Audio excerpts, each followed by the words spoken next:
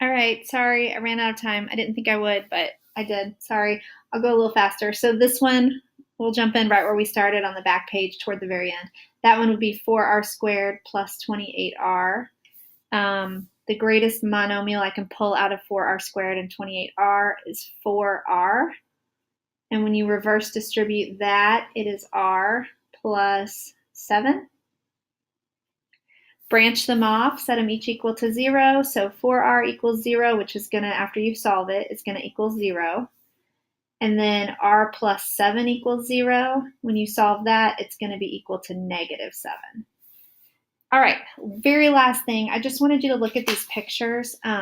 We are going to be graphing next chapter, but to get you ready for that, you are trying to find the roots or the x coordinates, which means where these hit the x-axis, where this picture, it's a fancy name called a parabola, but it's a graph, a U-shaped graph, where it hits the x-axis. So it hits it here and here. But if I said, well, actually give me those two numbers, it's kind of hard to see because they're counting by twos and I just don't know for sure.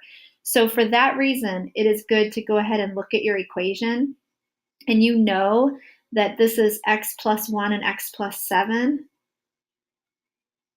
And if you know that these are each equal to 0, you can solve them, set them each, branch them off, let them each equal 0, and that's going to be negative 1 and negative 7. And if you look, this one does hit at negative 1.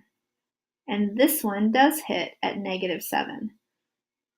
So that's what we're trying to find here. Okay, so number 2, this is where it's really important to know how to solve the equation because I have no idea where that dot or that dot crosses, and they're counting by like 4s or something. So that's really hard to see. So for that reason, you would definitely set x minus 14 and x minus 5 equal to 0, and you would solve them. And that one would become positive 14, and that one would become positive 5. And if you look, it's hard to tell, but that one is a 14, and that one is a 5. So in order to know that, you're going to have to be able to solve them with the zero product property. Okay, you try the last one on your own. I hope that you guys saw that this is x minus 8 and x plus 8. If you set them each equal to 0 and solve, it's going to be positive 8 and negative 8. Okay, go ahead and start your big ideas for the day, and then I will be back tomorrow to move on. Thanks.